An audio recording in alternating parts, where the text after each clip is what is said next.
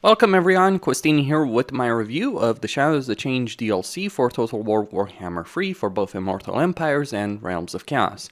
Also, to talk about patch 4.0. I think when you're looking at patch 4.0, it is a fairly solid patch. While it doesn't fix all of the issues, in fact, it doesn't even fix the majority of the issues that currently exist in the game, it is a step in the right direction, in particular what they've done for the AI, in terms of its behavior, in terms of how things will play out on the campaign.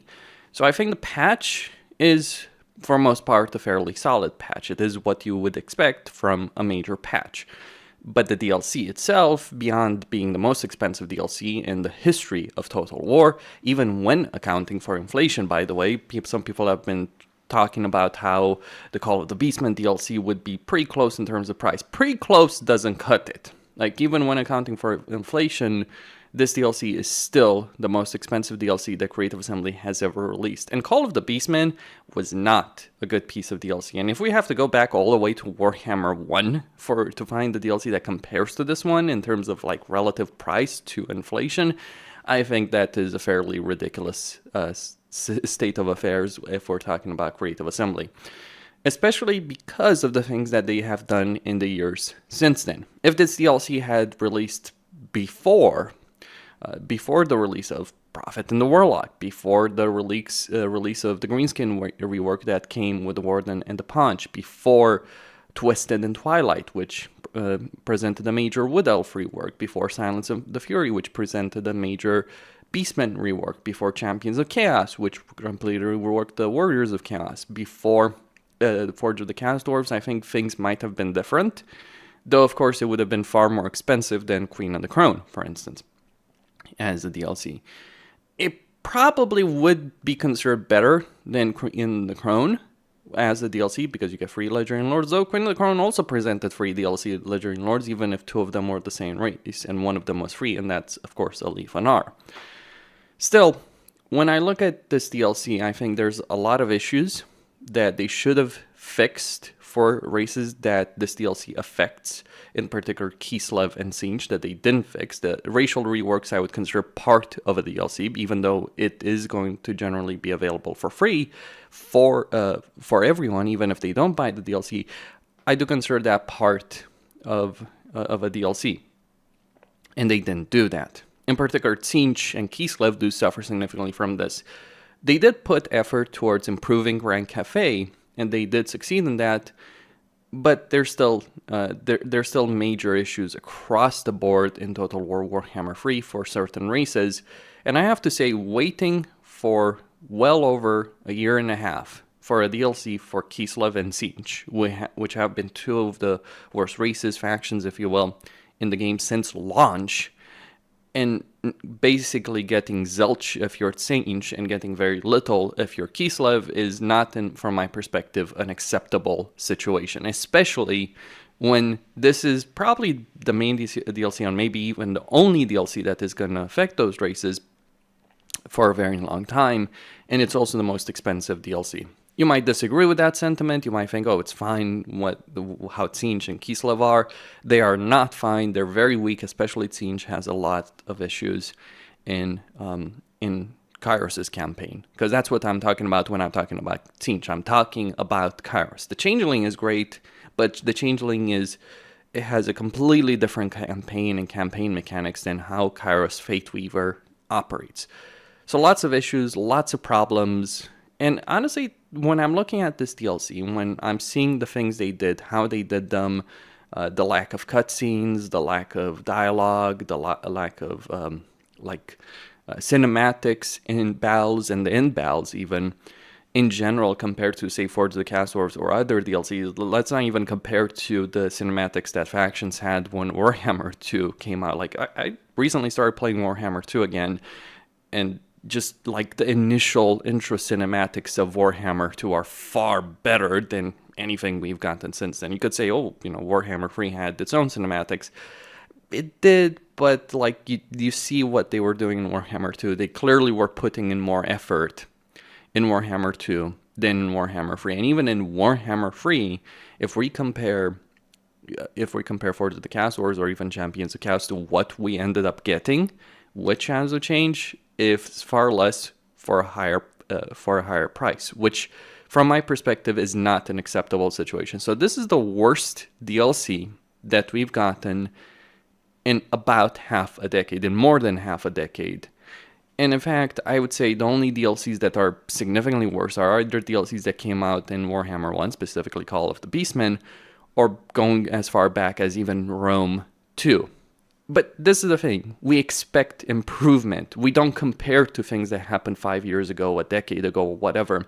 We want things to improve. We want higher quality. We expect that. It's one thing for a developer to release a game a decade ago with certain standards, but we do expect those standards to improve for games going forward, not to remain the same. Because while we may have liked the game a decade ago and how it was released, and we didn't like Rome 2, to be clear on that, we do expect better, we do expect more, we expect more effort, we expect higher quality, and we don't want to be nickel and dimed by a company that what it's doing with regards to Warhammer 3, apparently it has only a very small team within a company. I've heard the number 20 people being spread around more and more and more, and it has 800 people in the total in the company as a whole. It is not acceptable for a company to do this when they have so few people working on stuff, because what you're really paying for, the reason the price has gone up, the reason we're paying for this as consumers, is due to the fact that Creative Assembly has screwed up again and again and on project after project in their company over the last couple of years. So Troy didn't work out for them. Now, I like Troy, but it certainly has failed as a game. It certainly failed in sales. Pharaoh seems like it's not going to do so well, and I would like Pharaoh to do well. I actually would really like that game to do well because I like the campaign mechanics that game has because it's based on Troy. Free Kingdoms, while it did sell a lot of copies initially, it didn't sell very well in terms of DLC, and then Thrones of Britannia. So you have quite a few games that Creative Assembly has released since then that just haven't done all that well for them, either initially, like Troy, or in the long term, like Free Kingdoms.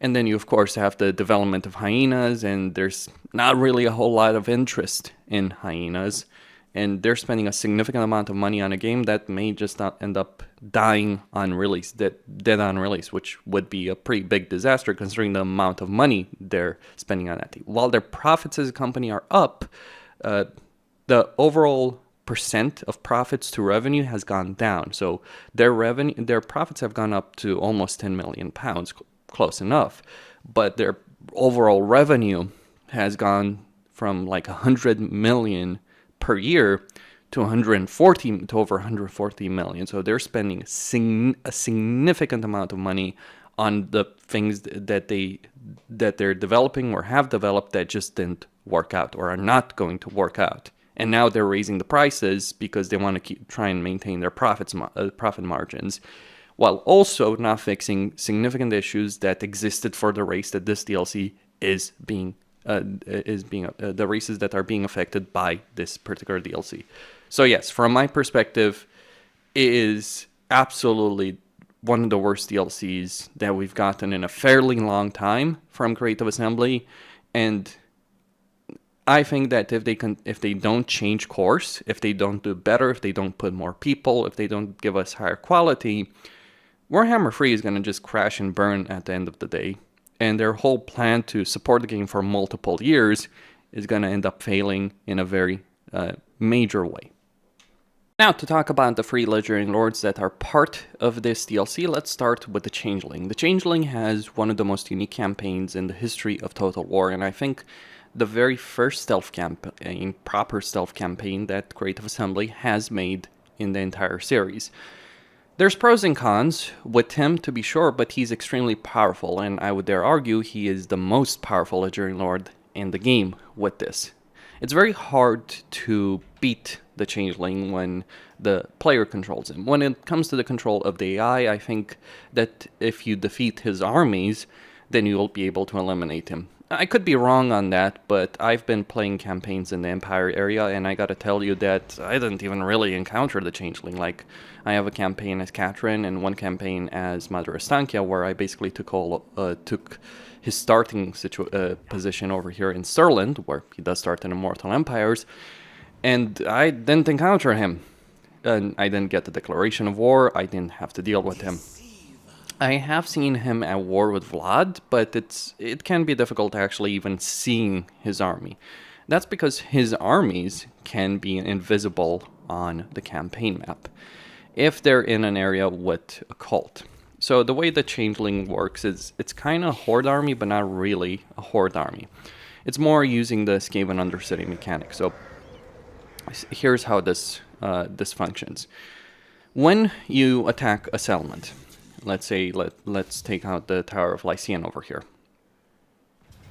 So when you attack a settlement, you can either put up a cult, a trickster cult, or you can raise the settlement to the ground. If you set up a cult, then you can construct buildings in that particular cult. And your armies in the region, it's not province, it's region, though I think it actually might be province, but your armies in the area will be invisible. They will not be detected. Assuming you're not recruiting, assuming you're standing still. If you're mustering mustering units, then your armies will be visible. So you are nigh on invulnerable because it's difficult for the AI to handle that particular situation in the campaign if they can't even detect you to begin with. And you do have some fairly powerful armies and a great deal of very strong faction effects.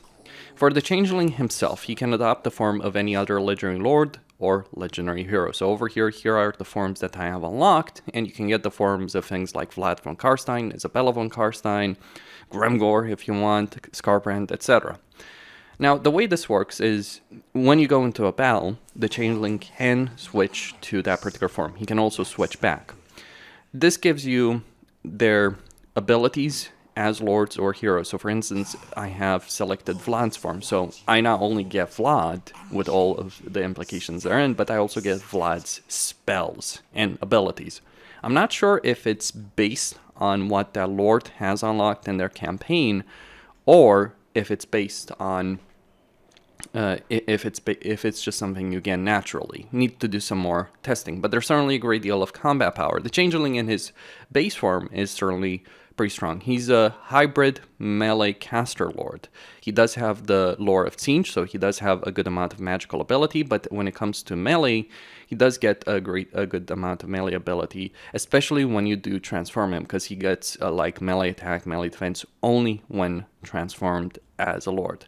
I recommend not to make him a ranged hero or lord, because those do have issues, but when you're looking at the skill tree, you get like physical resistance, melee attack, weapon strength. You get weapon strength while transformed, and only while transformed. So he has a good amount of combat ability. Crucially, he also gets a major upkeep for himself, but also increases the upkeep of enemy armies in the region. He reduces enemy casualty replenishment and increases his own. He also gets a lot of campaign movement range, and he gets campaign movement range after winning a battle. He is pretty absurd when it comes to his own combat ability. But it's not the combat ability that makes him so powerful. It's not even the combat ability of the Tzeentchian armies. Tzeentch has always had powerful armies, because Tzeentch could always recruit Forsaken, which are quite capable of standing their own against virtually any early game unit, if you're looking at them. They also can avoid taking a significant amount of damage because of the barrier. But the problem Tzeentch has, and the problem Kairos still has, is the issue of casualty replenishment, because it's very difficult to replenish. If you take a lot of damage, in particular with the auto-resolve, but not just the auto-resolve, it is very difficult when you're playing Kairos to replenish from that. The Changeling doesn't have that issue. Kairos still has that issue, which is why one of the reasons Kairos is really bad.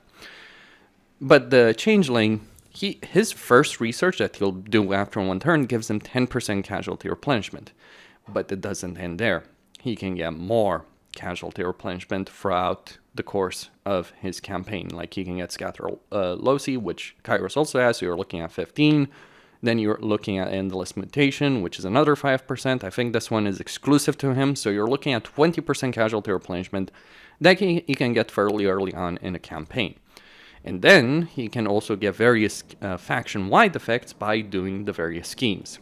which makes him significantly more powerful. So you start in the Empire, and if you defeat Festus, you get an additional 10% casualty replenishment. So you're looking at 30% casualty replenishment that you can get very early on. 30% is a fairly ridiculous amount. Generally, factions that have good casualty replenishment would be about 20%. The Changeling moves way beyond that. So 30%, 40%, maybe even higher. I think he can get to the casualty replenishment cap in his campaign. Now, he doesn't hold settlements. He holds these cults. Now, here's how his economy operates. Beyond getting money from raising settlements or building cults in the settlements, the post-battle loot, he can earn a ridiculous amount of money by building cult settlements in the provinces. Specifically, with cults, you either get the ability of going symbiotic or parasitic. Parasitic can give you up to 450 income and also reduces the income of the AI faction. But what's really crazy about the Changeling is he can get the Mercantile Illusion. And what the Mercantile Illusion does is it generates a biblical amount of gold because you're buffing the income of buildings for the owner in the region by 50%. And you will take 100% of that income gained from the settlement. So in this case, Altdorf is generating over 2,000, just over 2,000 income for me. Another cult that I have in Zarnagrund is generating almost 3,000. That's how you make money, and it can be a really substantial amount of money. Like over here at turn 92, I am gaining 50,000 per turn. And also the Changeling structures, while some of them can absolutely be expensive, they do, however, take a significant amount of time. You don't need as many structures as other factions. The structures you're generally going to get in a campaign are going to be like the main economic structures. Everything else is a bit pointless. You will get some recruitment structures, but when it comes to recruitment, you can just build your recruitment in a particular area. Over here, I basically have all of my recruitment in the Sylvania Sterland area, and I don't have to bother about anything else. That's because you have campaign map teleportation. And it is fairly significant. Be'lakor can do better when it comes to that, so can Oxyatl, but you can open these portals on various on specific points on the campaign map. Now, the main campaign mechanic for the Changeling is to bother with schemes in various theaters of war. These represent the main campaign areas of the map, with the exception of the Cast Wastes. He does have the Cast Wastes as a theater of war in the Realms of Chaos campaign, but he doesn't have it in Mortal Empires. You're just not going to bother with that. You are going to bother with it potentially in the Realms of Chaos. There are some differences in the campaign between Realms of Chaos and Immortal Empires. I have to say that I do greatly appreciate having the same mechanics and story missions in both Immortal Empires and Realms of Chaos.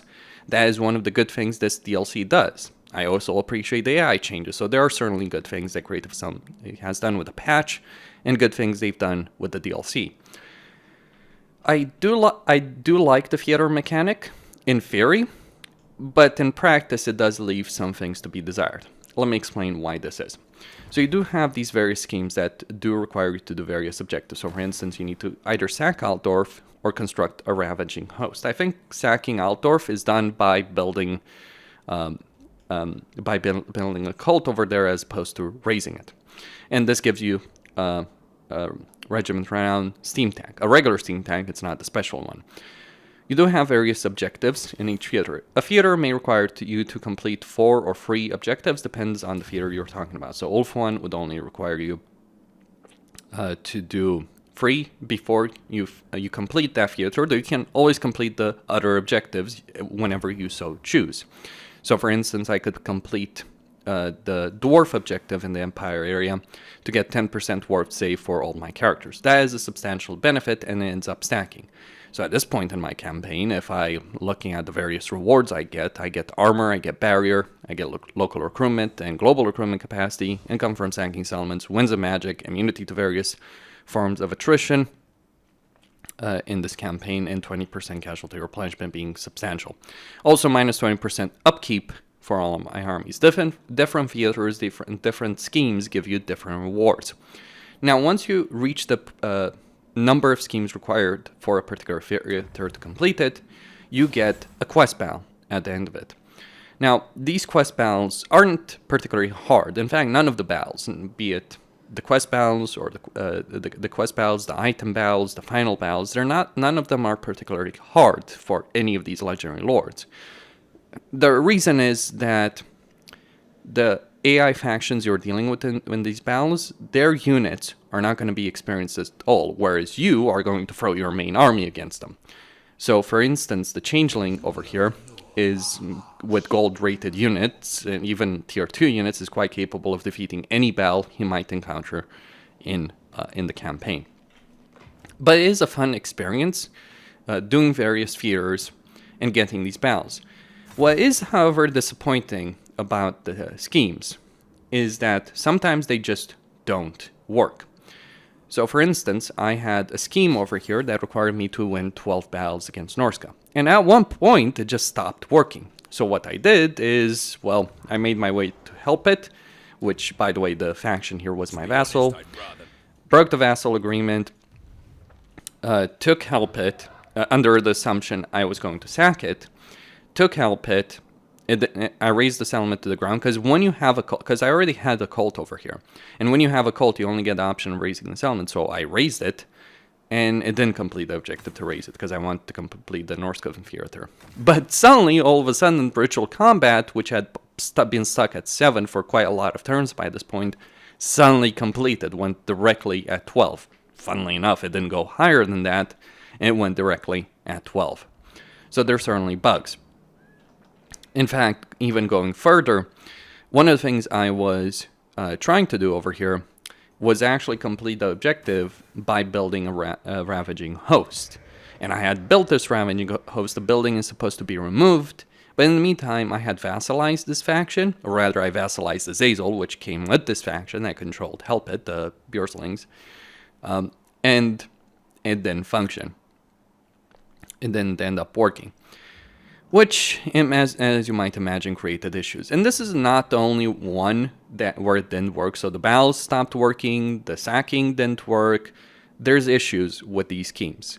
There's also an issue that, say for instance, certain schemes may require you to take the form of a certain faction. So for instance, over here in Wolf 1, you can obtain the form of Alariel. You can either ally her faction, or you can defeat her in battle. But what the game doesn't tell you with respect to this is that you can only obtain the form of another lord by defeating it with a Changeling army. I'm not sure if that's a bug or an intended design, but it certainly creates issues.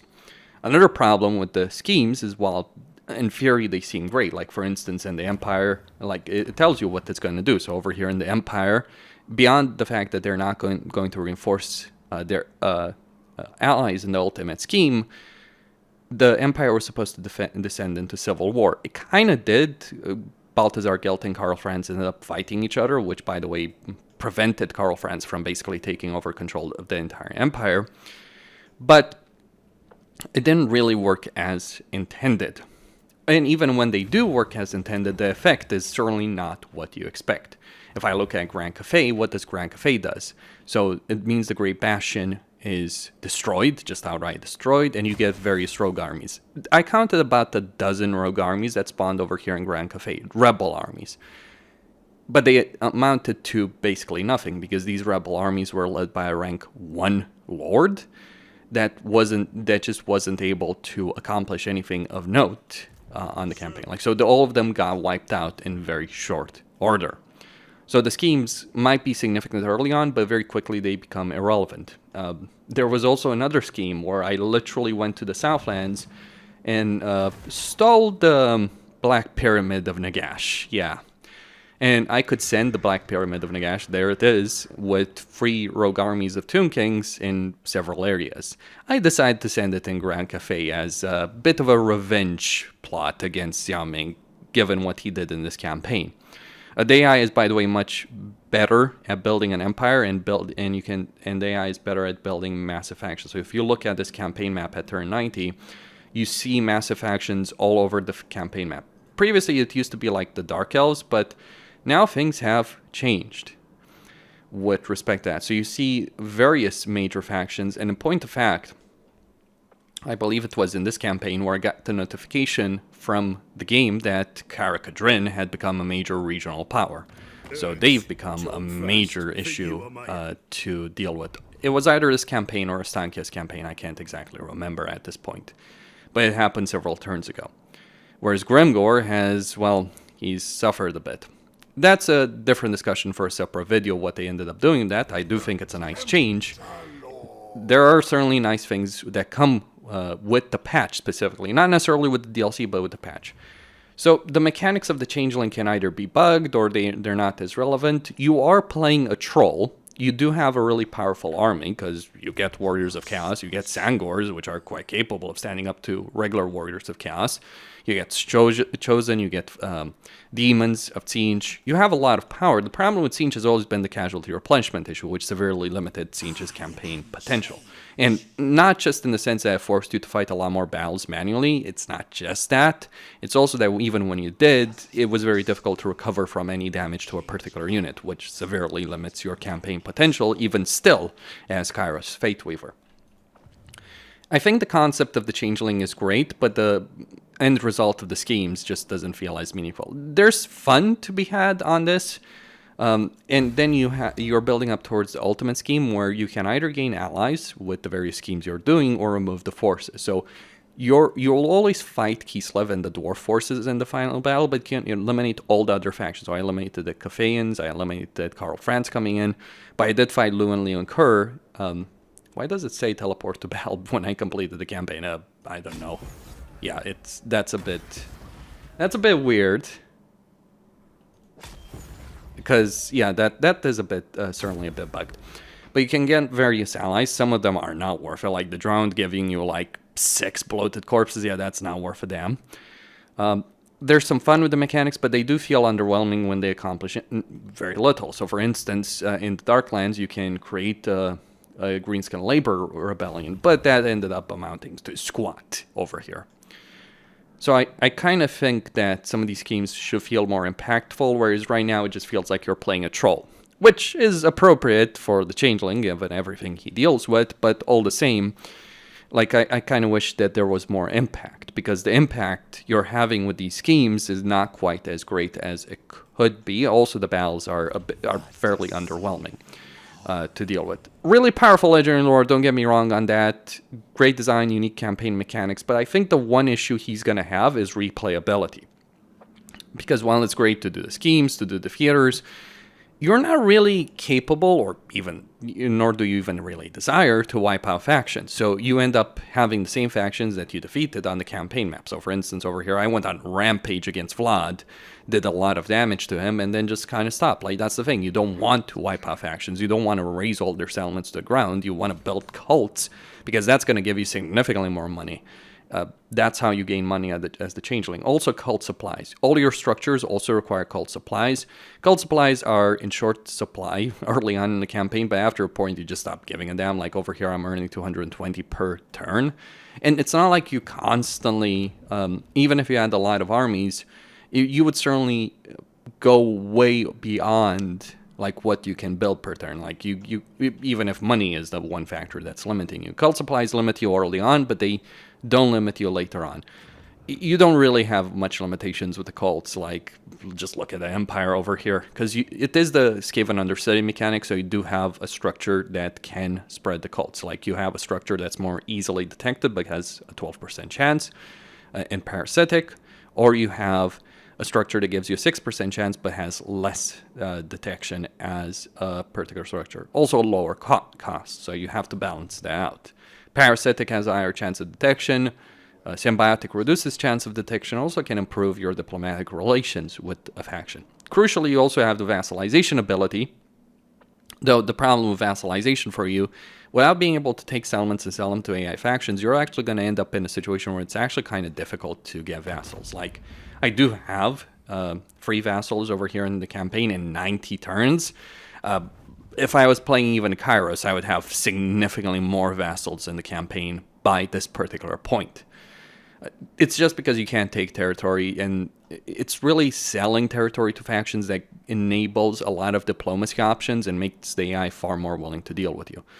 So it can be a fun campaign. You do have a powerful army. You do have a great deal of power on both the campaign map and in battle. but just feels like you're running around with a couple of armies on the campaign map. You won't have that many armies. Like over here I have 6 armies. I don't need more. Like, why bankrupt myself going more? Like, I could afford 2 more if I really push myself over here in this campaign. And certainly I could have built more cults over here, but what's the point, right? Because each of your armies that you have is quite capable of winning against even endgame crisis armies. Like, the armies I have with Akari and the Changeling are quite capable of dealing with probably the endgame crisis on their own. And these 2 armies over here, while individually could defeat any army that the High Elves throw against me, together they're basically in such a situation that the High Elves can throw literally everything they have against me from Wolf 1, and they would probably end up losing over here. So a lot of power, but not necessarily as much replayability. Would I recommend this campaign in Immortal Empires as opposed to Realms of Chaos? Well, Realms of Chaos still sucks. That's a different discussion. I do really like the fact that you can do all of this in Immortal Empires. I greatly appreciate it. It makes it a better DLC. Though I think that they could have given us toggle between all the story stuff that you have in a campaign and just having a more sandbox campaign. Now, for the Changeling, it makes sense that that's not the case, given that his entire campaign is built on these schemes and all that. That is good, but it's like just running around, trolling a faction, but not eliminating it, and then that faction rebuilding, and you having to fight a biblical amount of armies in this campaign certainly reduces the amount of fun you can have. Funnily enough, the factions you are fighting can become more powerful, because remember, Symbiotic buffs their economy as well. So you end up making the AI faction stronger. It can create a situation where you never run out of foe to fight, and the AI can theoretically present a challenge, though in practical terms, the AI is never going to build an army as powerful as an army of Warriors of Chaos, and eventually Chosen and Demons. And they're just not going to be able to match you. So it's certainly not a challenging campaign. It is an objective-focused campaign where the objectives are not necessarily that interesting. They can bug out and they can waste a lot of time. Like, you can spend dozens and dozens of turns chasing a certain objective to complete it, and it doesn't necessarily feel that fulfilling, I would argue. It's fun as a concept. The execution, however, does leave something to be desired, at least from a fun factor and replayability. But certainly the most powerful Legendary Lord in the game by far. If you're wondering how I got Akari, is yes, I did use a mod, so when Akari got defeated, we recruited the Legendary Lords, I got him. Not a great idea, by the way, to get Akari, because it doesn't work well with the Tzeentchian army, for obvious reasons. Moving on to Yuan Bo, the Jade Dragon of Grand Cafe. Yuan Bo, of the 3 Legendary Lords, he plays most similarly to the already existing Legendary Lords of their respective factions. He is, however, far more powerful than either Miao Ying or Xiaoming, because of the various faction effects he does get, specifically matters of state. But before we talk about Yuan Bo, let's talk about what's changed about Cafe, because Cafe is the one race that got the most significant number of changes, in particular with the Harmony change. And some compass changes, but it's not really the compass that matters all that much. I mean, it was kind of hilarious when the Warp Zone Desert would give you stacking caravan buffs based on the regions you had, but overall, like, there's not that many significant changes with the compass. There are some, but not necessarily worth talking about. When it comes to the Harmony system, however, things are far different. So, with respect to Harmony, you now have a bit of a benefit to going with Yang as opposed to Yin buildings when it comes to your main economic buildings. That's because they buff the income of the Yang buildings.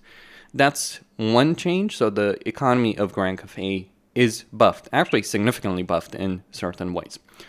But here's the thing about this.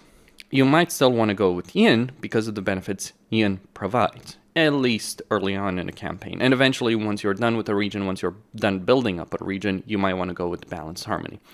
So here's how it works. Balanced Harmony is no longer a global effect, it's a regional effect, or province effect rather. So each province has its own harmony. Research doesn't matter.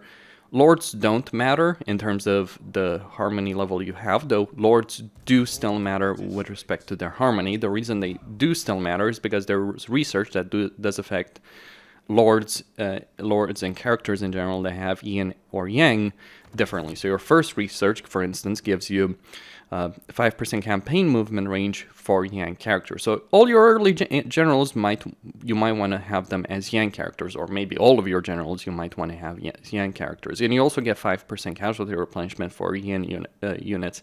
Honestly, I would like that to be reversed, because honestly, Cafe could really use some casualty replenishment for its yang units, which are its melee units, as opposed to its range units. Just a particular perspective on that.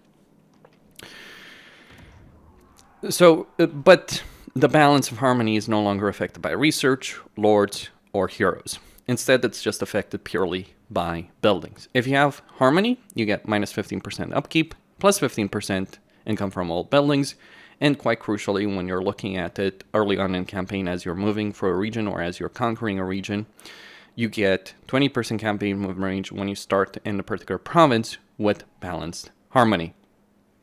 So balanced harmony is great, but only once you're really finished building up a province. Yang gives you a significant recruitment benefit and a bit of a research benefit. You need 6+. Getting 6+ can be fairly substantial. Each building gives you 1 point, one or another, so you do need a province to dedicate it to either yin or yang to get that 6+. But it gives you up to minus 30% recruitment cost, plus 3 recruitment rank, plus 2 local recruitment capacity. But even at the lower level, you're looking at 10% recruitment cost, 1 recruitment rank, and 1 local recruitment capacity. One of the problems Cafe has, or had, was that it had fairly limited recruitment slots. That is no longer an issue with the change with Harmony. Of course, you could always increase it with Alchemist Towers before, but getting a lot of those towers could be an issue, especially because you might want different buildings. In fact, I might want to even remove these Alchemist Towers and construct administration centers over here in this particular province for the income benefit they do provide. But if we look at Yin, for yourself as a player, if you're looking at Yin at 6+, you get a minus construction time of a construction time -1 for old buildings, free growth, minus 20% construction cost, and free control. Now, this is something Balanced Harmony could do, and if you're any kind of decent player, you'd always get Balanced Harmony in your campaign, but the construction time is something you didn't have, so that is, by the way, quite important. And going for Yin, once your armies have moved out, but you're still developing the province, seems like the better idea. But you do have reasons to go for each of them. Like when you're recruiting an army, you might want to go with Yang. If you're building up the province, building up structures, you might want to go with Yin. And once you're finished with both those things, you probably want Perfect Harmony just to get that 15% income from all buildings. So you now have choices. It is a bit of a nerf in the long term of things, though Cafe was perfectly fine when it came to like the strength of its economy. The issue Cafe had was casualty replenishment and recruitment slots, both of which, well, the recruitment slot situation has been fixed. The frustration you had at balancing Harmony on a global level without a mod has also been fixed, and you now have different choices. So it no longer feels like pulling teeth in a campaign just to get that balanced Harmony, or relevant if you're using a mod just to get perfect Harmony all the time. So you now have choices. There's pros and cons to each of those choices, and you do have different ways of building up a province. I'd probably still recommend going with Yin buildings, at least economic buildings. The reason I'd still go with Yin early on is because, yes, getting that construction cost and growth is pretty important in your campaign early on. Though I would not necessarily do it when you're trying to move for a province. But once you're done with that, once you've secured the entire province, yes, go for it. And I would go with Yin to reduce that construction cost by a significant amount. And then get balanced or get Yang if you're going to use the province to recruit a lot of units. What this really means, though, is you can get up to free recruitment slots, plus 3 recruitment slots, without requiring any particular building that increases those recruitment slots. Because you can get a commandment that gives you 1 local recruitment capacity, and you can go, of course, with Yang to give you +2. Or you can at least increase the local recruitment capacity to 4 fairly easily early on. This means that Cafe no longer has that major issue it did before. Now, what should you do in the long term? What kind of buildings? Well, let me go over the benefits of going of going with certain buildings for either yin or yang. The main buildings are going to be these two building chains. You can now, by the way, switch between these buildings over here, just hovering over them, which is a great addition, by the way. And this is something the Changeling can also do. So when it comes to the main economic building, I think the trade exchange, and if you're not interested in, if you're not accounting for what harmony you want to go for, the trade exchange seems like the better choice because it gives you more income than the goods emporium. Now, the goods emporium gives you income from trade 6%, and it ends up being about $30 worth of 30 gold worth from each trade agreement. If you have a lot of trading partners, if you have like 10, it might be worth it, but still, it's like right now, and if you have a lot of tradable resources, it might be worth it. But over here, for instance, I would generate from trade tariffs 557. So buffing, basically just buffing the amount you're getting from trade tariffs, stat stacking can be useful. But now, however, Yang gives you, if you're looking at the difference, it's a 75 income difference. So Yang does generate more money.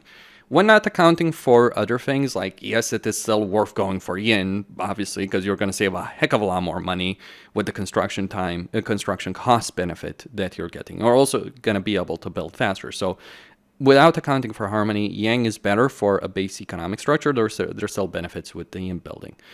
For the administration center, it's always worth going for yin. In fact, it's so worth going for yin, you might even want to push yin in all your provinces, at least early on in a campaign, because each of these administration centers increases the income from all buildings by 6%. So over here, the two that I have in this province can give me 12% income. And if I have 3, you can have 18%, which is better than even balanced harmony. Ideally, you would get a bunch of yang economic buildings, so the trade exchange combined with administration centers for yin. That is a way to do it to generate a significant amount of money in a campaign. Like over here, this is in harmony, so I'm generating that 15% income, and then I have 4 of these administration centers. So you're looking at a 24% economic benefit. So you're looking at a 40%, almost 40%, well, 39% economic benefit. It's actually more than that because of a particular mechanic that Yuan Bo does end up having, because he also can declare commercial centers, which increases the income by a further 25%. Cafe now has a significant amount of money, and keep in mind they were already in a pretty good position with money. Their structures were not necessarily cheaper, but what was really important about Cafe is that their units were. So Jade Warriors are 125 upkeep by default. Keep in mind, there are ways of reducing it in every campaign. Miao Ying, Xiao Ming, Yuan Bo. So you can get these guys. So you could get armies that were fairly cheap, and you had the decent enough economy. Now you have an far more powerful economy, and your units are still cheaper. Cafe ends up being pretty damn ridiculous as a result of that. Now, ignore the money I have here. I got a lot of that for the caravan, but I'm generating 70,000. What's more important is not the total money you're generating, how much you're using. I have 11 armies over here that could easily take on anything that I could build in a Changeling campaign, and they're being produced much cheaper because of the unit cost that Cafe has compared to Siege. So Cafe ends up being stronger. What about Yuan Bo? How does he factor into this? Well, Yuan Bo, his faction effects give him diplomatic relations with Grand Cafe. He gets vision with regions, so he can get a lot of money, by the way, with trade agreements or by going to a distant faction and that he only sees because of a trade agreement and declaring war on that faction. That still works. It's less useful with patch 4.0, but still something that can generate him a significant amount of money. Then in terms of his special skill line, he does get a couple of benefits like control, construction cost, construction time, all that kind of stuff, campaign movement range, minus 30% upkeep. This is pretty substantial because this is the same benefit Morafi has, so it means you can have an incredibly powerful army that's about the same cost as everything else. I didn't even do his quest battle in this campaign. It's a pretty annoying quest battle. You're going to lose a lot of units, and why did I need it? I was steamrolling the campaign map anyway. Realms of Chaos, boys and girls. Realms of Chaos is still shit, by the way. Now, he has two things he cares about. One of them, I would argue, is kind of irrelevant because you don't really need it. The first thing is get his campaign objectives, which he requires to win the campaign and achieve his long campaign victory condition in Immortal Empires as well, is to construct these astromantic relays in various settlements. The settlements will vary between Immortal Empires and Realms of Chaos, and these unlock various compass options. I'd say the most substantial of these is being able to get the Nongchang Basin, because it reduces construction cost by 15% extra and construction time by -1%, and it does stack with the yin benefit. Some other benefits that can be very situational is like the recruit rank, so you can get up to +6 recruit rank. So it can be pretty damn powerful. For my part, I think like Celestial Lake and Great Bastion is always something you want to go for. Though if you have a lot of money, you might ditch Celestial Lake and instead go for that experience. Dragon Emperor's Wrath is not worth it. Not worth ever using. Winds of Magic, not really worth it either. Though getting Immortal for all characters can be extremely useful, and even attrition, in very specific circumstances. Immortal is useful if you're looking to steal heroes from a faction. It's considering you start right next to Marcus Wolfhard in Immortal Empires, that might be something you're doing, or I don't know if you can steal Lord Croak, to be honest with you. I think it might be possible. But of course, Lord Croak is always immortal. I don't think it's necessarily possible. But getting Immortal means it's much easier to steal heroes, because generally you have to wait until AI gets them to rank 15. That can be a hassle, but if you can just use the Dragon River, yeah, you can certainly cheese that. I'm not sure if Creative Assembly intended that to be the case, but still. And you can, of course, get... get a lot of unit experience and character experience gains, so you can level your units and heroes significantly faster. So you can get a huge economic benefit, a casualty replenishment benefit. The one downside I do see with him is that, and Cafe in general, is that you still don't have a way of improving casualty replenishment with the exception of the Great Bastion, so basically you always want to use the Great Bastion. It's 10% casualty replenishment, which isn't great either, by the way, to point that out. But I mean, Cafe can at least get some decent casualty replenishment, and their baseline casualty replenishment is decent enough combined with Great Bastion. You will regenerate relatively quickly from any battle you do fight. It would be great to have some other options, but that's it. So he's looking at making the compass and unlocking these. Now, the way this works is you go to these, you take these elements like Wage In, and you construct the astromantic relay. This is 10,000 baseline cost. And once you're finished constructing it, like Rogue or Lizardman armies will show up. There's no quest battle associated with any astromantic relay, so there's no annoyance in every campaign when you start it up that you have to fight a bunch of mandatory quest battles. It's very easy to auto-resolve them if you just have one single stack over here in a settlement. Once you finish that ritual, it does take a couple of turns after you've built the astromantic relay. You get the effect on the compass.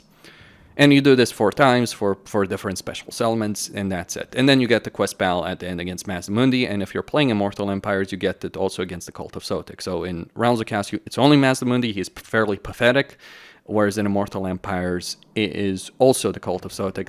It's less pathetic, because dealing with 2 Legendary Lords as opposed to 1, obviously, is a greater challenge in a campaign.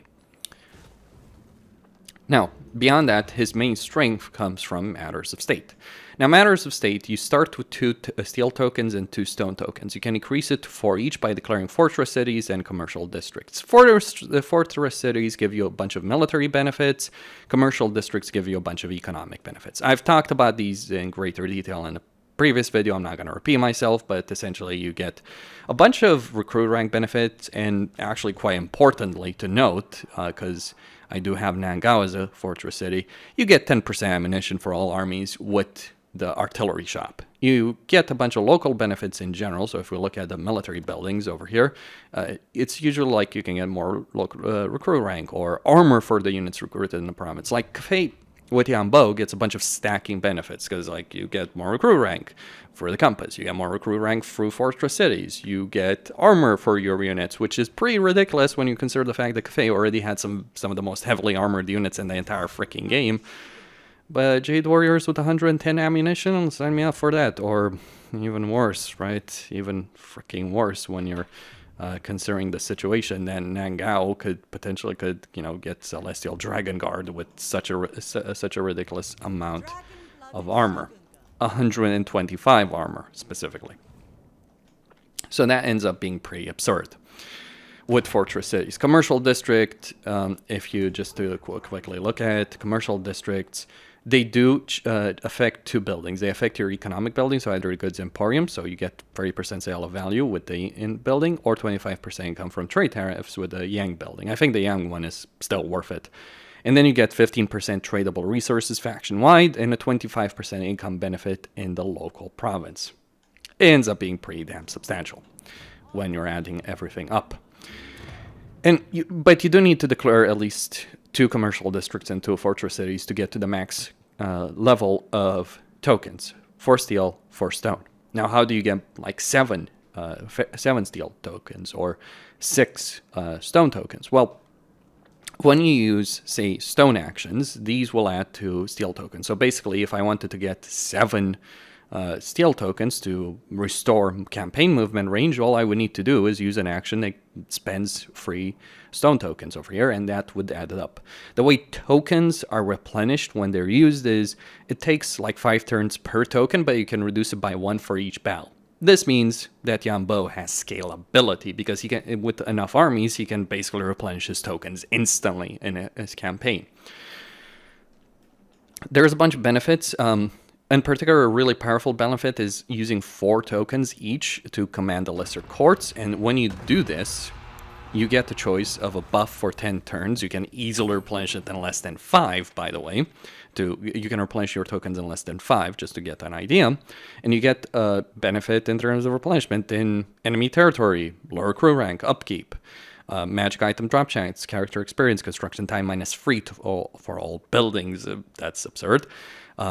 Pledge to peace, sale value of cargo, diplomatic relations, tradable resources 100%, or quite importantly for a freaking cafe, which doesn't have the best casualty replenishment, 10% casualty replenishment in all armies, and 25 income from all buildings, and 40 growth. So yeah, Doctrine of Prosperity is what I'm gonna go for. You can't have the lesser 2 effects from the lesser courts at the same time. You have to choose one of them. Unless I'm recruiting an army where I want to have a high level lord, I probably would go for prosperity the vast majority of times because it really buffs your income to an absurd level. So I think I gain 10,000 income over here. And this is, by the way, Realms of Chaos, where you're incredibly limited because there's not that much territory to take control of in Realms of Chaos. And not as many factions to trade with, also importantly. So a ridiculous amount of power with Yuan Bo, but also playing in a traditional sense in a campaign. More like basically a buffed up Cafe and Legendary Lord compared to the other 2. He makes the other Legendary Lords of Cafes Yao Ming and Miao Ying completely worthless to play in a campaign. He is buying power, if you will. He has a lot more campaign potential in Realms of Chaos and Immortal Empires than either of them. And it's not even the faction effects. Forget Matters of State, forget the compass choices, forget the commercial and fortress cities. It's not even that's the most impactful thing, believe it or not. It's the fact that he can take more climate. So if you're building a world-spanning empires cafe, you want to play this because you will at least be able to take the jungles. What this means, really, from a practical standpoint, is if you're playing Yuan Bo, you can have control over all of Lustria. You can have control over the entire Southlands, all the way to the border of the Badlands, and you can obviously have as any Legendary Lord Cafe, you could always have control of the Empire. But now you can also get Lustria and the Southlands. That is incredibly powerful in its own right. Climate does play a fairly major role in the overall strength of the Legendary Lords. I'd say the Changeling is far more powerful than Yuan Bo, but the Changeling doesn't have 11 armies that on the campaign map, or dozens and dozens and dozens of armies. Like, actually, in this campaign, I could easily afford 6 more armies, and not even necessarily of this kind of quality either, like Celestial Dragon Guard. And again, this Realm of Chaos ends up being more limited. So a significant amount of power for him, but a more traditional playstyle with just some added mechanics on top of that. Finally, Mother Ostankya, the 3rd and final Legendary Lord that's part of this DLC. I think she's the most disappointing of the bunch by far. She certainly has campaign power, but the problem is, what Creative Assembly did for Kislev did not fix the fundamental issues of Kislev. They just added stuff on top of it, especially for Mother Ostankya's campaign, but the fundamental issues that Kislev does have still remain in the game. Now, let me explain something about Kislev. In Kislev, be it Catherine, Kostaltin, and Boris. They have fairly brutal campaigns, like you've got Azazel, you've got Frot, you've got Archeon, you've got Trog, you've got a whole bunch of really, really powerful Legendary Lords surrounding Kislev. Now, having a challenging campaign like that, because of those Legendary Lords, is fine. It's perfectly fine. My favorite campaigns in the game are Drazov, who apparently has been wiped out over here by Tretch. I would hope it's Queek, not Tretch, but regardless. But Drazov's campaign, because you've got Emmerich, you've got Tretch, you've got Grimgor, hell, you even have Gorst and Greases that can pose issues, let alone the dwarves in this campaign, but you have all of the tools needed to succeed. You can gain a pretty powerful economy, gain powerful armies, but you have to work for it. And the Chaos Dwarves are designed in such a way that if you lose one particular settlement, one crucial settlement, you'll end up falling behind. Like, for instance, I tend to build a supply raw material production over here in the Sinnelleos because you can buff it up to a significant amount because of the marble over here. But the problem is, of course, for the Chaos Dwarfs, is if you lose a settlement like this, especially early on in the campaign, your entire production ends up collapsing. So less materials, less armaments, your factories might stop working, your entire economy might collapse. So you can make a lot of risks as the Chaos Dwarfs, but you also have a great deal of vulnerabilities. That's what makes them great to play, for all of them, but especially Drazov. Then my favorite campaign before the addition of the Chaos Dwarves was Alifanar.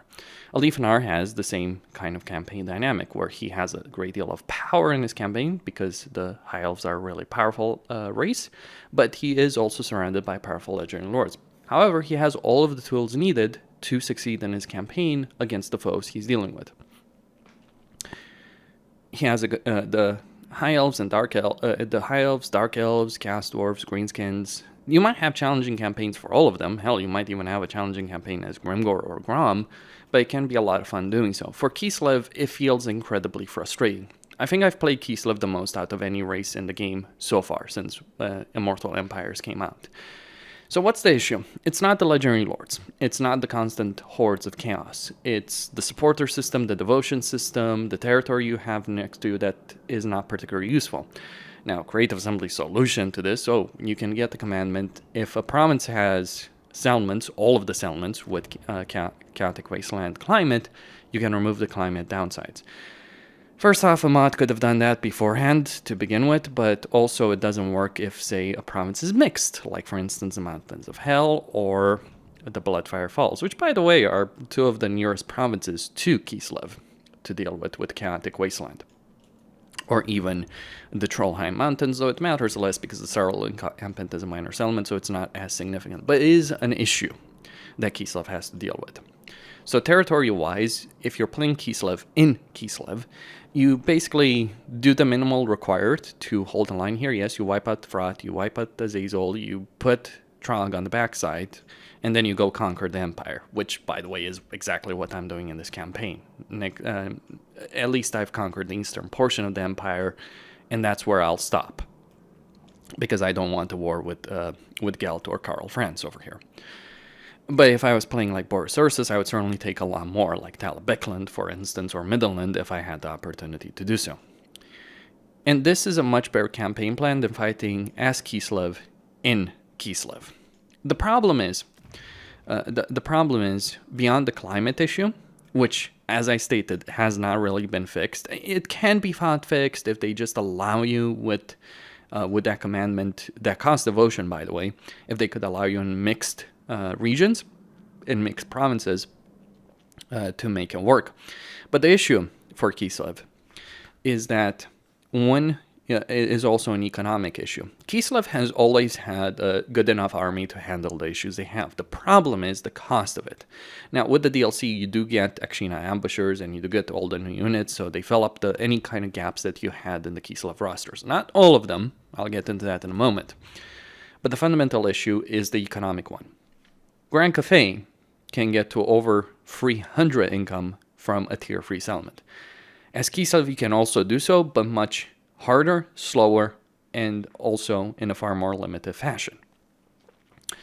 The economic buildings of Kislev cost significantly more to produce, and you will need a combination of them in order to reach the economic potential that a significant number of other factions, including High Elves, Dark Elves, Greenskins, Chaos Dwarves even, have with just one structure.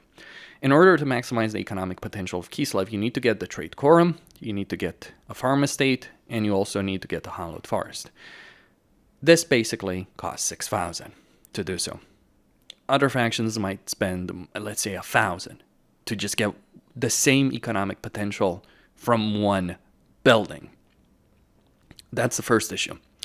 So, because like if you add all of these buildings, the Trade Quorum at tier 3, with the farm estate at tier 3, that's 300 income. Still less, by the way, than what, say, for instance, the Greenskins can do. And then you add the Hallowed Forest, which increases the income from farms by 50%, so you're looking at 150 with 200, so 350. That's, by the way, the same thing that Cafe can do pretty much, in essence. Sure, you can buff it even further if you get the Toolmaker for that 5% income, and this is minor settlements. In provincial capitals, you do have more benefits because you can get the roads, you can get the caravans for the trade resources. The way Creative Assembly probably thinks on this issue is, well, you can get a good Kislev economy. Yes, if you hold a biblical amount of territory. You can. Because Kislev, for every trade resource, gets either an income from farms benefit of 6% from, say, timber, or an income benefit to the markets, the market chain of 3% per building.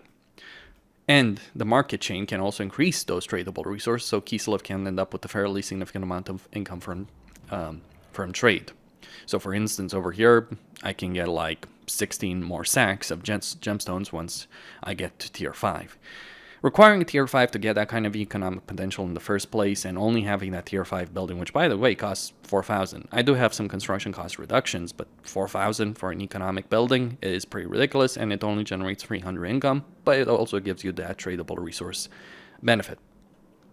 But Kislev does have a scalable economy. They can even produce tradable resources, which is always important, because if you want to get a really powerful economy, like the High Elves, in the long term, through trade, you need to produce tradable resources, which is something Kislev can do, though in a far more limited capacity than the High Elves. Creative Assembly has not done anything to address these issues. They've changed devotion in the sense that you can now go in negative devotion territory. So as before, if you're playing Kislev, you'd always use Urson to get supporters, and then switch to, once you had enough supporters, you'd switch to Dash full time. Now, however, you also have the added dynamic that you can lose devotion. Now, this doesn't matter for the commandment, because the commandment is a pathetic amount of devotion, so that's not the issue. The issue is devotion escalates in cost the more territory you have. So you have a race that requires a significant amount of territory to have a good economy, but they're also nerfed the more territory they have, because those invocations will cost more if you're playing the 3 main legendary lords of Kislev, the baseline ones. That creates a bad campaign dynamic, where the larger you get, the stronger you get, but also the weaker you get in some ways. Or rather, it becomes a bigger hassle. Now, the negative devotion aspect really screws over Kislev in the early game, because one of the things you might want to do in the early game, especially with the fact that they've given provincial capitals to all of the territories of Kislev. So there's been terrain changes that do benefit Kislev, but you might want to take Fort of Stronk before Tronk takes it. But declaring war costs 100 devotion. Now, this wasn't necessarily too big of an issue when you were declaring war on a Kislev faction, because you'd basically invoke Urson, you'd go to effectively 0 devotion, and then you declare war. So you'd still be at 0 devotion. But now you can get to minus 100 for every declaration of war. So to minus 200, minus 300 potentially. And it's going to take you a long time to recover from that. Now the upside is they've removed the devotion cost from all the Kislev buildings. So there is a bit of a benefit with respect to that. But it's still a problem to deal with in a campaign, and it means that regardless of which campaign you're playing, getting Prague quickly is going to be a problem. You might say, oh, you can confederate Prague. No. The issue with that is if you're playing Kastaltin, for instance, sure, you can confederate Prague because you have good diplomatic relations with them, and eventually they'll lose. Problem is, the AI controlled by Katrin might just do that before you. So you're kind of in a race against her. And also Catherine might also confederate Prague herself, because one of the changes to the AI has been that the major AI factions will confederate the minor ones far more so, especially on a higher difficulty. So you end up with that issue in a campaign. And you get this really bad campaign dynamic. Your economy requires a lot more money of investment to build up. It's not just that the economy generates less money overall, it's also the amount of money required in the first place. And also the building slot. So it means you have less unit recruitment options. It means you have less provinces to recruit those units. It means that instead of spending money to recruit a lot of armies, you're spending money to just get structures, just to get a pathetic economy compared to what the freaking Dark Elves can get, as a comparison. And keep in mind, in this campaign, this is turn 60. I control the vast majority of Nagoroth. I control the eastern portion of the Empire.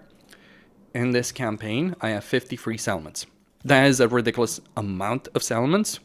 And the vast majority of factions in this game, including bad ones like the Empire or Dwarves, would have a significantly higher economic potential with that. So playing an playing a Kislev campaign is an exercise in frustration at the best of times, and they have done absolutely nothing to improve this particular dynamic. It's just as bad as it was before. That is the issue. While certainly the terrain changes are appreciated in the long term, there's still a significant number of problems that you do have. And while it is viable to at least occupy the vast majority of the Chaos Wasteland, the problem is the territories next to you have that mixed climate, which means that new commandment is worth less than shit. In fact, shit might be worth it more. Now again, that's something they could hotfix. But Creative Assembly's design for Kislev is like, it's fine if Kislev has a bad economy, because surely they have some scalability. The scalability of an economy like the Greenskins, the scalability of an economy like the Dark Elves, the scalability of the economy of the Empire, of the Dwarves, which by the way are bad races, is far better. Okay, so that's the issue with Kislev, which Creative Assembly has not improved in any significant substantial way. What have they done with Mother Ostankya? Well, with Mother Ostankya, they have created an issue on top of that. So Ostankya has to deal with all of these issues with the exception of devotion. She doesn't have to deal with devotion, but that does mean she does lose on the economic benefits that Daj would provide. I would argue that she's actually weaker than Boris Ursus because of that. Now, you can argue that Ostankya is far better in individual battles. That is true, potentially, though it's never really been the individual battles that Kislev has struggled with. It's getting the resources on the campaign to maintain a lot of armies. That's the problem. Like in this campaign, for instance, I've been terrified for over 30 turns that my armies are fighting on other fronts, and I don't have an alliance with either Mazdamundi or Ulfwan, and they might just decide to take a liking to my undefended piece of territory over here. And I could build armies, I certainly can afford them right now, but that would be a colossal waste of resources over here in this campaign. This is the problem. You don't have the resources to build a massive empire, but to get any kind of decent economy, you do need to build a massive empire. That's where the real frustration of Kislev really starts taking place. I guess this could be a campaign where you could enjoy it if you're playing like with one or a couple of provinces. You can certainly do so. Some people have done so. But you'll be fighting a non-stop stream of enemies if you do so. That is a bit of an issue, or a major issue, as I call it. And Kislev doesn't really feel like Kislev should be in the lore. Like, if Creative Assembly wanted us to fight the defensive campaign and basically this entire territory, which is what Kislev should be in the lore, that would be one thing. But the way they've designed it goes against that. You do need to take a vast array of territory, and you do need to basically invade the empire, or to take imperial territory. Now, with regards to Mother Ostankya, here's how she works. From the beginning of her campaign, she cannot recruit the regular Kislev roster, with the exception of a couple of things. Basically, she cannot build these 4 buildings at the beginning of her campaign, so she doesn't have access to any of these units. She also doesn't have access to the Toolmaker. Crucially, she doesn't have access to Patriarch. So, one of the bigger benefits that Kislev does have is the fact that they have great casualty replenishment. Well, Ostankya's early game, 20, 30 turns, are going to be without that. That means you're going to have to fight a lot more battles manually than you otherwise would, because that's the real benefit of Patriarchs. It's not their combat ability, it's their casualty replenishment. That in itself is a genuine frustration, but at least you can eliminate it. How do you eliminate it? Well, you teleport to Kislev and you make an alliance with Katrin, maybe you give her some territory, and then you get access to all those units. You either need to control one of the major Kislevite cities, or you need to make an alliance with the person that has it. A defensive alliance will work for that, but it does add a layer of frustration.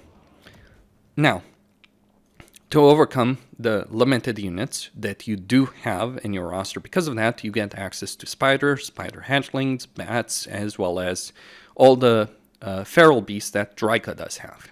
So you kind of are playing a Dryka campaign in the sense that you get all those forest spirit units. Now, these units are pretty strong.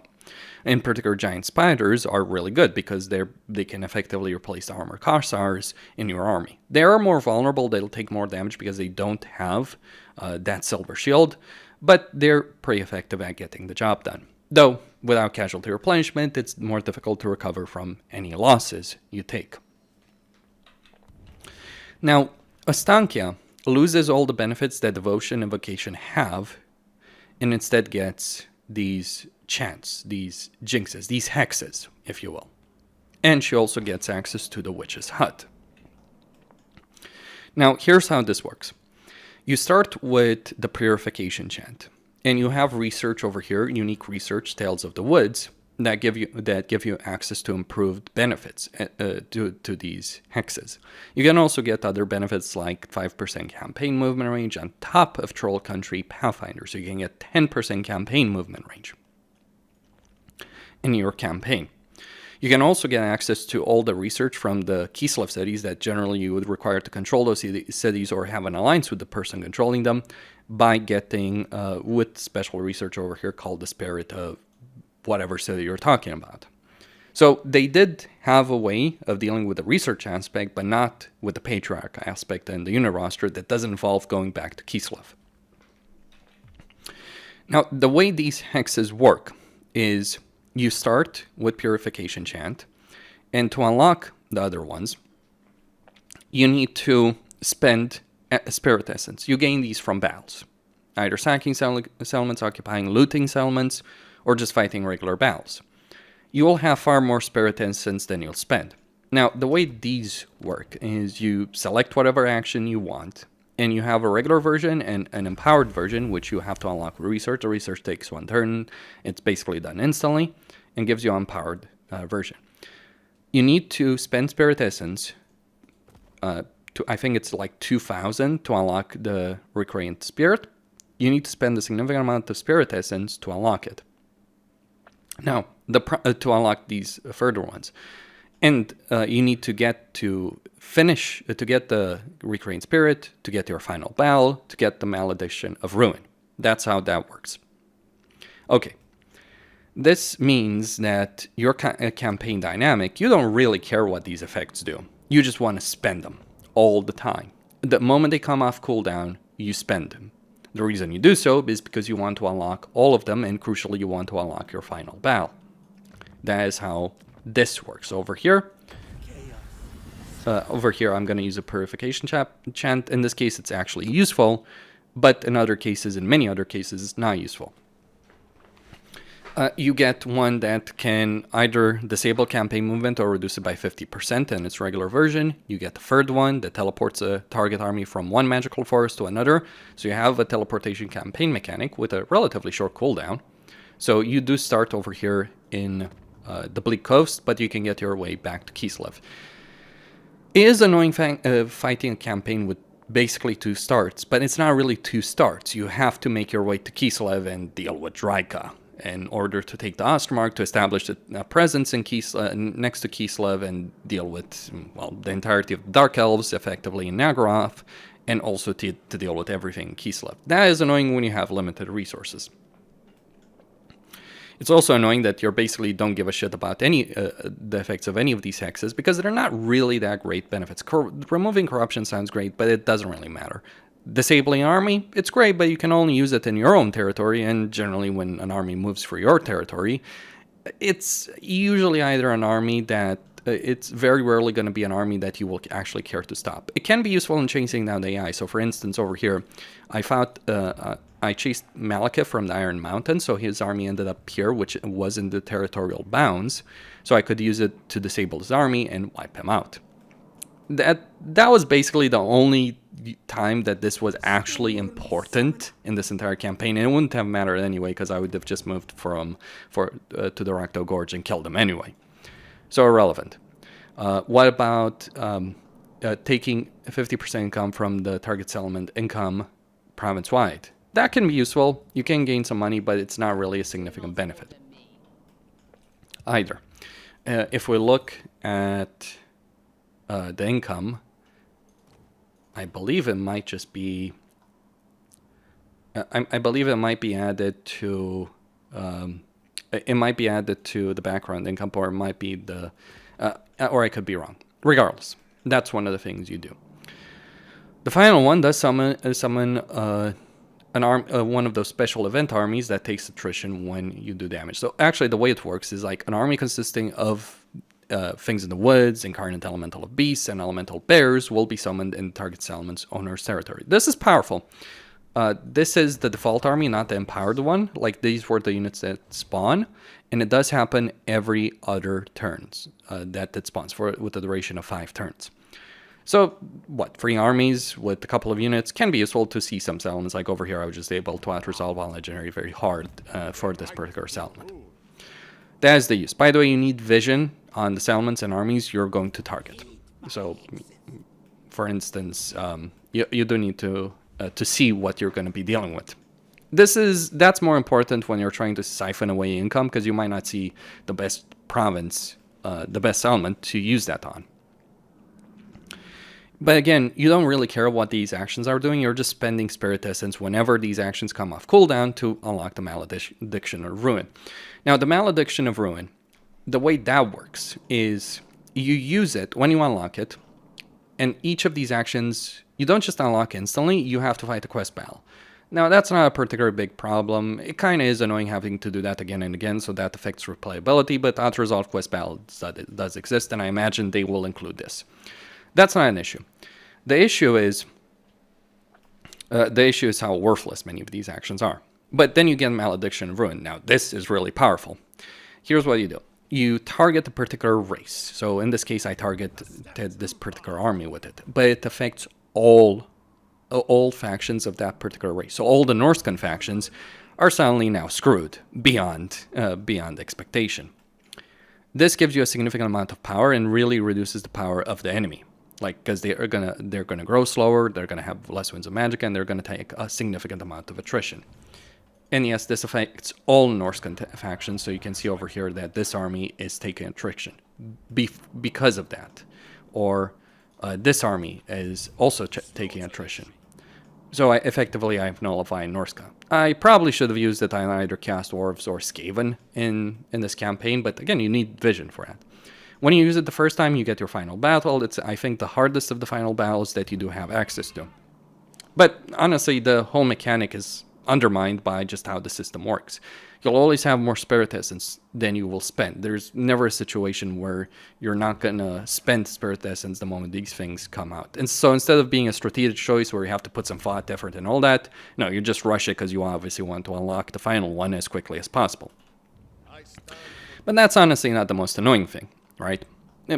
Because eventually it does become useful and you do use it on a strategic level once you've unlocked the Malediction Ruin. It just makes the 60 turns, because it took me 60 turns to unlock it, and this was me spending like crazy.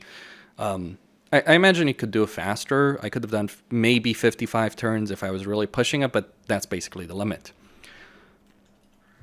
The other thing that Ostankya does have is the fact she has the Witch's Hut. Now, this is a crappy version of Grom's Cauldron. See, the way this works is you create incantations or curses, and the way these put either buffs for your units or debuffs towards an enemy. The way you use those is, I don't think I have an army over here to show that, but the way you use those is before every battle. Actually, I do have an army, so let me just show how this works. Before the battle, you have the wide selection of curses. This is why the system is broken. And blessings. You select these, and you individually buff units. Now, this is annoying because you have to do it on each individual unit manually. It is power, but it is also genuinely frustrating. It is also best to save up a lot of these for the battles where you might actually lose. Like, it's quite possible to go for an entire campaign as Ostankya and never lose a battle, because whenever you're dealing with a real issue, you can just debuff their army to all hell and significantly buff your own army. But it is a hassle. It is a hassle in those battles to put all those blessings and curses on your units, because you have to do it on an individual unit level. It is annoying because you have to do it on an individual enemy level. This is one of those mechanics that I think Creative Assembly, that really showcases how Creative Assembly doesn't understand their own game in a significant way. Scalability. I keep using that word, because this is ridiculous. Like, I'm sorry. Like, look at the list there. It's only going to grow larger. On top of that, what's even worse is that to unlock the various hexes over here in the top bar, you can obviously use the previous ones, but it also helps towards your progression to get a lot of blessings and curses. So what you do every turn is you go over here and you just click these buttons. You don't even care about the effects, right? You just click the button, get as many as you can, use all the trinkets. The trinkets are unlocked by either forming an alliance with a particular race or defeating one of their armies in battle. That's how you unlock these trinket slots. Not the trinket slots, the trinkets themselves. Trinket slots are unlocked for research. You don't need them, really. In fact, it might be a good idea to not unlock trinket slots, because that way you might be crafting more trinkets instead of spending free. Free of these, you can use just the 2 primary trinket slots just to maximize your essence output in a campaign. So the way they've designed the system is not great. Sure, there's power, but it's not just about the power, it's how good something is designed. And the design that Mother Ostankya has in terms of her campaign mechanics is pretty fucking crap. Now, let me talk a bit about Mother Ostankya. Kislev has one major issue in their campaign in terms of their army, and this issue still exists. Yes, Akshina ambushers give Kislev a really powerful ranged unit, which has armor piercing, so that helps fill up their range slot. Actually, all the units they have are good. The problem is what they didn't add. An artillery unit, specifically an artillery unit that's available early game, because Little Groms are a tier 4 unit, and that's difficult to unlock. So much of the early game siege tactics are Kislev are just recruiting a bunch of Kossars and now Akshina ambushers, parking them outside the enemy walls and killing everything in sight. It is not a fun thing to do, I have to tell you. And by the way, because of a lot of the units that are actually good to do that tactic with are things with lower armor, like 30 armor on Akshina ambushers, 15 on Kossars, you might have to do that a lot in a campaign. Like, you want an army of Akshina ambushers and Kossars with some melee units, heroes, and all that. But those units will take a lot of damage in Otrasov. Now, here's the way they rubbed the salt in. Plenty of people were unhappy that Katrin didn't have a sled. I didn't care so much about that, but when I see that Ostankya and her hags have sleds, it just fills me with rage. Like, you added a sled for Ostankya and her hags, but you couldn't give a shit to add it for Katrin, who, by the way, is the worst legendary lord of Kislev by far. In fact, she's so pathetic she might not even be worth using with even as a generic lord. Yeah, that's how bad Katrin is. I'm exaggerating to an extent. She is worth using, but she's not like Skarsnik in that respect, but she's fairly close from that particular perspective. But here's the thing. Did Creative Assembly give us an early artillery, like a tier 3, maybe even tier 2, like, I don't know, the dwarves, greenskins have? No, they didn't do that. Instead, what they did is they made Ostankya an artillery piece that can knock down walls. It only works for her, it doesn't work for the hags. If it works for hags, that would have been a solution, because you can increase hag capacity at tier 2. That's great. That would have been great, right? But no, it only works for Ostankya. I think if they had made it work for all the hags, I wouldn't complain about it. It would be weird, to be sure, but hey, it's, like a solution, an unconventional one, but hey, it could work, right? And we wouldn't have to waste money building a artillery recruitment building just for some tier 2 artillery. That would be good. But no, hags can't attack walls. Only Ostankya can attack walls. She runs around her sled, throwing artillery pieces. She's basically like an artillery piece that can fire while moving. And she's really powerful, by the way. She does a ridiculous amount of damage. So can her hags. They do the same thing. They just can't attack walls. They also have less power, half the damage, right? Keep in mind, obviously, she has the entire skill, all that. Ostankya is certainly powerful in battle. She also gives you hag recruitment faction-wide and hero capacity for hags, so there's a good amount of power that she does have on the campaign. But her campaign mechanics are just lacking, and her campaign is easily the least interesting of all of them. And she's the only legendary lord of this DLC pack that's actually not the best for her race. Because while she does have a lot of power in battle, Boris Ursus has more power in the campaign map. Because Boris Ursus can get the invocation of Dash, which actually ends up being a significant benefit because of the income benefit to your entire faction that you do need. Also, because Boris Ursus can take Chaotic Wasteland, even if it's unpleasant, so he has a better campaign situation. You can also get the special Kislevite cities. Whereas if you're playing Ostankya, unless Kislev is getting wiped out by Frat and Azazel, which you shouldn't count on, it's random. Like, sometimes it does happen, sometimes it won't happen. It depends on how the RNG generator worked for that particular campaign. But as Boris Ursus, you can easily confederate all the factions of Kislev, whereas Ostankya, it's a roll of the dice, right? And that's also something that affects her power. Because from a practical standpoint, Boris Ursus will get all the benefits that the special cities of Kislev will provide. Don't get me wrong, Ostankya is strong. She's absolutely ridiculous, but it's like, she hasn't beaten Boris Ursus. Now, I don't necessarily mind that, but I do find myself exceptionally frustrated by the fact that they did not fix the fundamental issues of Kislev, and they made a crappy campaign on top of that with the Legendary Lord, the only Legendary Lord of Kislev that we're going to get in the DLC for quite a long time. Like, we've had races that have waited for years to get this single DLC pack, and next up is the Empire. But that is how Ostankya rolls. Let's move on to the conclusion to all of this. So, I've covered the Legendary Lords, I've covered their races, I've covered what Creative Assembly has done and hasn't done. Let's talk about a conclusion to all of this. After about 100 hours of playing this DLC, playing various Legendary Lords, both that are part of the DLC and are not part of the DLC. Well, in terms of terrain, and terrain can have a significant impact on a campaign. We saw with the Forge of the Chaos Dwarves, and I'm going to use comparisons to the Forge of the Chaos Dwarves quite heavily here, but we saw the Forge of the Chaos Dwarves, how terrain changes can have a significant and positive impact on the campaigns, even if the races and lords are not changed at all. So what Creative Assembly did with the Darklands in patch 3.0, with the Forge of the Chaos Dwarves, vastly improved the campaigns of Grimgor, Tretch, and Emmerich in a fairly substantial way. In fact, the great irony of Forge of the Chaos Dwarves versus Shadows of Change is it actually improved Boris Ursus' campaign also by a fairly significant amount, because Boris Ursus can take Wasteland, so can Mother Ostankya, by the way. Boris Ursus can take the Wasteland.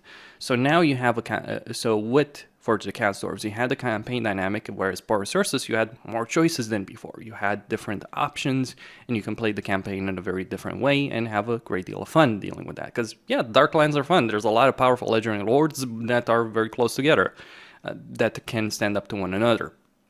So that creates a good campaign experience. And Forge of the Chaos Dwarves did more.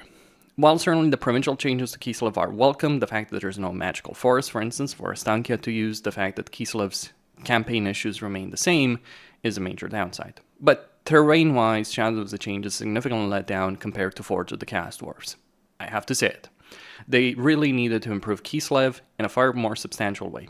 The only real beneficiary of the Shadows of the Change DLC terrain changes is Frat, because now he has provincial capitals in Kislev that he can use, so his campaign is less of a problem than before. One of the major issues Front had is that without provincial capitals, the Skaven economy just doesn't function, so he ends up in a lot of issues because of that. That has been fixed, but he's the only one that really benefits from it. And certainly not the Kislev Legendary Lords. I mean, they kind of benefit, but not as much as you might think. Now, also, to mention this, Madre Ostankya, because there's some things I did ignore. When you were talking for like 30 minutes about something, you kind of ignore a couple of details. Looking at the individual races and what this DLC did for them. Kairos Fate Weaver, Tsinj, is unchanged. They did absolutely nothing for Kairos Fate Weaver with the exception of a minor change for the Changing of Ways mechanic, which doesn't matter anyway in any substantial way. Kairos still has a significant number of problems. The great irony of it is that if they had literally added a similar research to Kairos that the Changeling gets after one turn, which gives the Changeling 10% casualty replenishment, Kairos' campaign would have been vastly improved, at least far less frustrating. It still would be a letdown compared to how the Changeling is. For Grand Cafe is the one race that got a soft rework. They are a lot better to play, they're far less frustrating to play, they have more scalability, they have more options. So Grand Cafe is the big winner of this particular DLC, both in the hands of the player and in the hands of the AI. Kislev is fucked, to put it mildly. They were one of the worst races in the game before this DLC. They're still one of the worst races in the game. Yes, the new units do give Kislev more power in their armies, but as I discussed, it's the problems with the economy, scalability, etc. That creates a lot of issues. So Creative Assembly only fixed one of the free races. Now, this is not out of line compared to previous DLCs. Like if we look at Warhammer 2 DLCs or even Warhammer 3 with Champions of Chaos, it's only one race that generally gets affected in a major way by the rework. So I have to mention that the soft rework that they did for Cafe is far less substantial than they did for the Wood Elves, Beastmen, and Beastmen in particular, or Warriors of Chaos, at a higher price. So you're paying a significantly higher amount of money for less in terms of terrain compared to Forge of the Castors, in terms of reworks compared to all the DLCs that they've been doing for half a decade. You have to compare to like Prophet and Warlock or Queen and the Crone to get something similar. And to be quite blunt about it, Prophet and Warlock was a very substantial DLC for the Skaven. As for the Legendary Lords themselves, the Changeling is a lot of fun. I won't deny that. I love his campaign mechanics. I love the theaters. I love the schemes in concept. The execution of it leaves a lot to be desired. It just doesn't end up being as impactful as you'd hope for it, considering the effort you're putting in. Though you do gain a significant amount of campaign power, and he is in misery to play compared to Kairos. Yuan Bo is really powerful. He has scalability. He's the best Legendary Lord of Grand Cafe by far, and he is just better. He has more climate, he has more options, he has a greater economy, far more campaign options. So Yuan Bo, as a regular Legendary Lord, mission accomplished in respect to that. Mother Ostankya, while she certainly has power, she also loses a lot. She loses because she doesn't have the invocations, which, while crappy, do give you power. She doesn't have the invocations, she doesn't have the atamans, so she's losing that growth, she's losing that income benefit that they provide. And she's going to have a hard time getting access to the Kislev cities. Also, she doesn't have casualty replenishment for much of her early game. And the mechanics she does have, be it the curses, the hexes, the blessings, are pretty frustrating to use or meaningless to use. And you're only doing it to complete your campaign. So it's a complete failure when we're talking about Kislev as either a race or the Legendary Lord. Don't get me wrong, she's fun to use in battles, sure, but on the campaign map, she is pretty crap. Whereas the Changeling he's fun to use in battles, and he's fun to use on the campaign map. Yuan Bo, Cafe is not so fun to use in battles. They haven't changed that dynamic, but he is at least substantially better to use on the campaign map. So that's what you're getting with this DLC. Is it worth the price? No, I am sorry. It is simply not worth the price. You might enjoy a campaign as the Changeling once, but I think his replayability is not going to be that great. Yuan Bo can be played multiple times, and it does give you more options, and the DLC does improve playing Cafe in general, so that is worth it. Kislev is still utter shit to play as a race. That hasn't changed. It's frustrating, it's limited. It's not hard. It's not the great campaign to have a hard campaign, quote unquote. It's not like Kislev is that exceptionally hard. Like, you play Boris Ursus as a campaign in Immortal Empires, you steamroll everyone around you. That doesn't make it a good campaign. Difficulty for difficulty's sake is not what makes a campaign. It's not like Ostankya has a difficult campaign either. It's not a difficult campaign. You steamroll Marafi, and then no one's going to stop you until you reach Malekith, and even then, he's going to be a speed bump. You have to go all the way to Valkia and Draika to encounter some kind of challenge, and you'll steamroll them as well. But it's just a fairly frustrating campaign to experience, and there's a lot of hassle. There's a grind. And this also applies to Changeling, because with Changeling, you'll win every battle in the campaign, and it just gets to a point where you're just fighting a dozen battles every single turn, and it just gets, like, it loses its charm after a certain point. Or you traverse halfway across the map. So the campaigns do have some unique experiences. They do have some power with the Changeling and Yuan Bo, and even Ostankya, but there are a lot of issues that come with that. A lack of changes, a significant price increase with respect to that. And Creative Assembly, and it seems like a rush up. I do appreciate the fact that all the narrative stuff is in Immortal Empires as well as the Realms of Chaos. I think it should be a toggle, just to remove the quest battles so you don't have to do them every single time, though mods can fix that, like auto-resolve quest mod. Yeah, it's kind of funny how some fundamental issues with the game can just be fixed by a simple fucking mod that Creative Assembly can't be fucking bothered to introduce it. Now, people complain about Creative Assembly not patching the game as often. There's a reason behind that, and that's that they do this deliberately to an extent, because every time they update it, they break a bunch of mods that have to be fixed. So if they were updating every month, that would not be great for modding.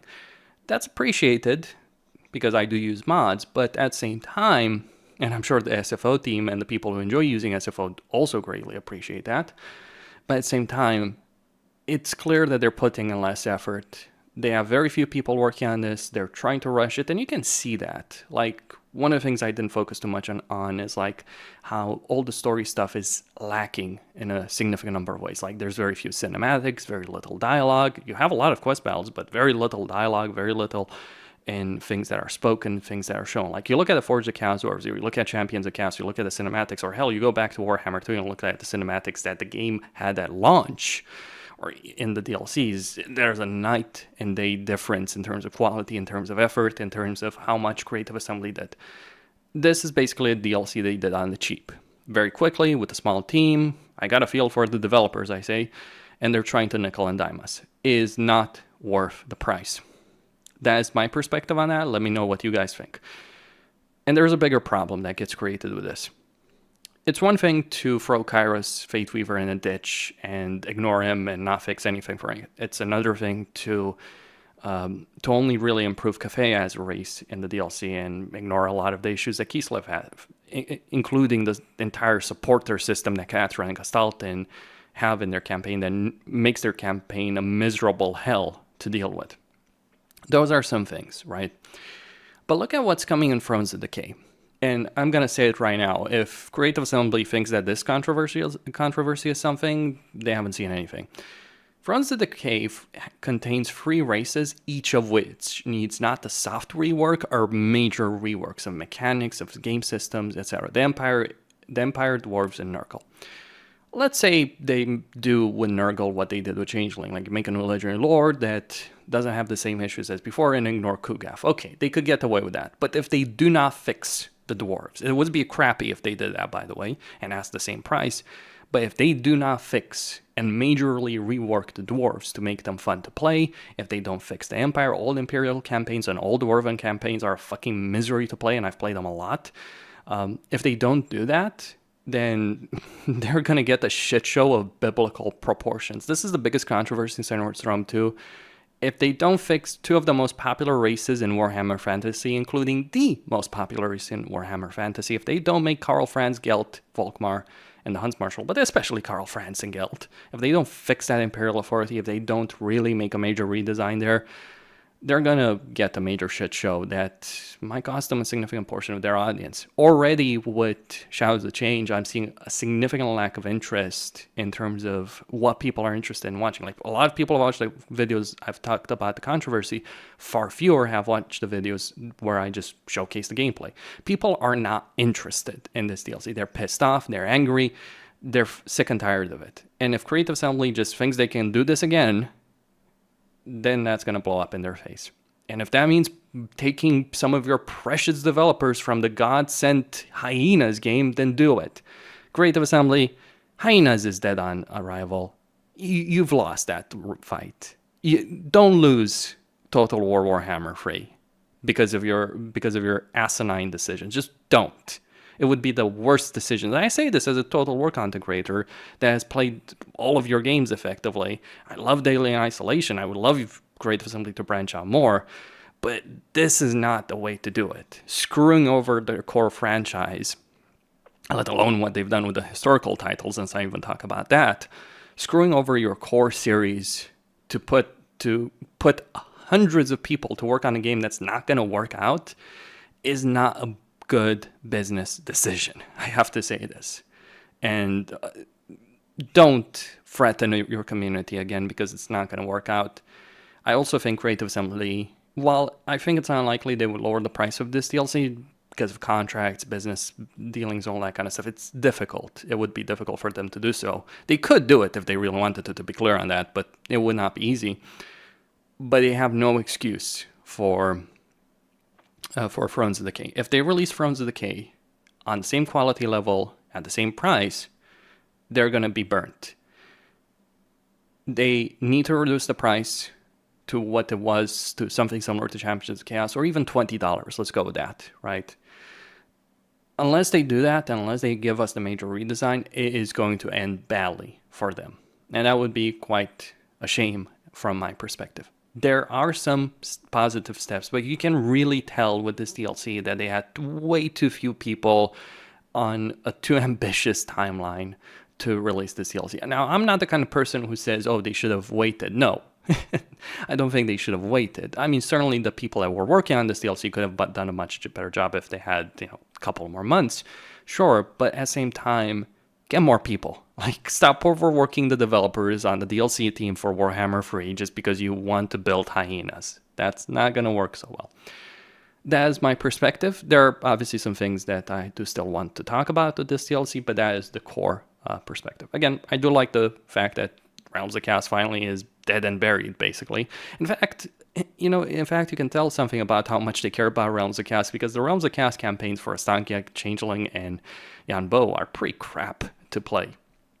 Because I've beaten an entire campaign as Yuan Bo. It was not a fun and engaging experience.